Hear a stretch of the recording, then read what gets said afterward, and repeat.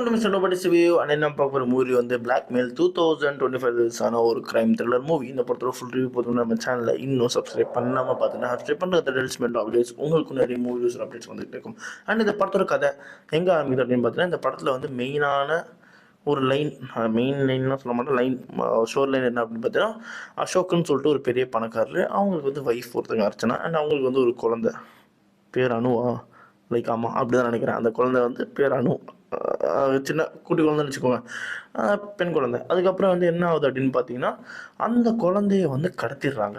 கடத்திட்டு யார் கடத்தினா, எப்படி கடத்தினா, எதுக்காக கடத்தினா அப்படின்னு சொல்லிட்டு அந்த படத்தோட கதையை கொண்டு போயிருப்பாங்க. இந்த அர்ச்சனான்ற இருக்காங்க பார்த்தீங்களா ஒய்ஃப், அவங்களுக்கு வந்து ஏற்கனவே ஒரு எக்ஸ் லவர் இருந்திருப்பார். அவங்க கூட வந்து இவங்க லிவின்ல இருந்திருப்பாங்க. இந்த விஷயம் வந்து நம்ம அசோக்கு தெரியும்.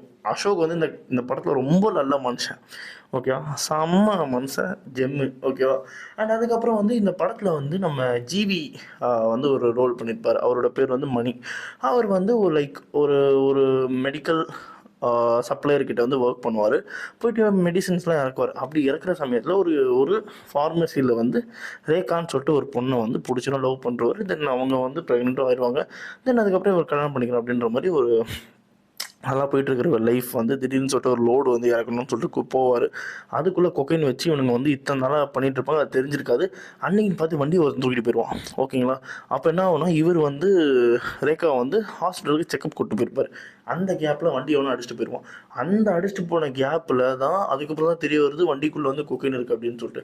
தென் அதுக்கப்புறம் அர்ச்சனாவோட இந்த எக்ஸ் பாய் ஃப்ரெண்ட் இருக்கா பார்த்தீங்களா, அவருக்கு வந்து இவங்க ரெண்டு பேரும் தென்படுறாங்க. யாருன்னா மணியும் மணியோட மாமாவும், ஓகேங்களா.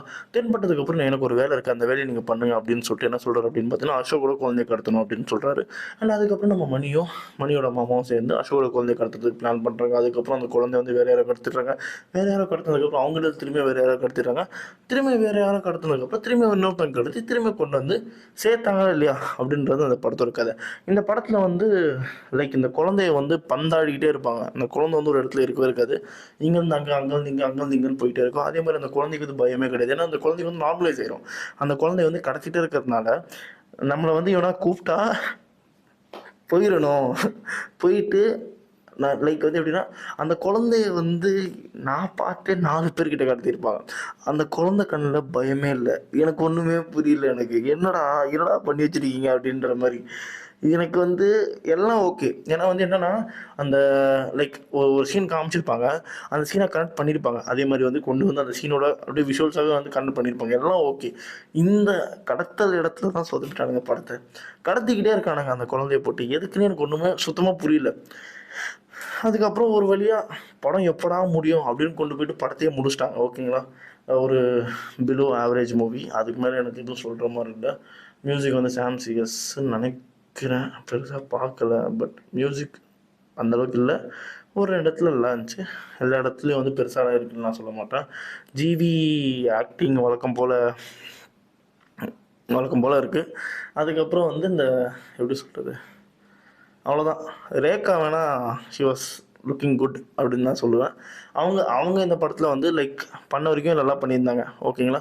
அதுக்கப்புறம் வந்து இந்த அசோக் இருக்கார் பார்த்தீங்களா, நம்மளோட பழைய ஹீரோ, இந்த பார்த்திபன் கனவுகளில் அந்த ஹீரோ இருக்கார் பார்த்தீங்களா, ஸ்ரீகாந்த். அவர் வந்து நல்ல மனுஷன். இந்த படத்தில் எனக்கு வந்து அவரோட கேரக்டர் எனக்கு ரொம்பவே பிடிச்சிருந்தது. அவர் மட்டும் தான் எனக்கு என்னவோ படத்தில் வந்து உருப்படியான ஒரு கேரக்டர் ஆகும் மாதிரி எனக்கு தெரிஞ்சு. மற்ற எல்லாமே பெருசாக இல்லை. அண்ட் அதுக்கப்புறம் வந்து இல்லை, அவ்வளோதான். ஒரு பிலோ ஆவரேஜ் மூவி. அதனாலே இந்த படத்துக்கு நான் ஒரு 2.5 தருவேன். இதே மாதிரி மூவி பார்க்க நம்ம சேனலில் சப்ஸ்கிரைப் பண்ணலாம். தான் மிஸ்டர் நோபடி இன்னொன்று சந்திக்கிறேன். Bye, have a great day guys.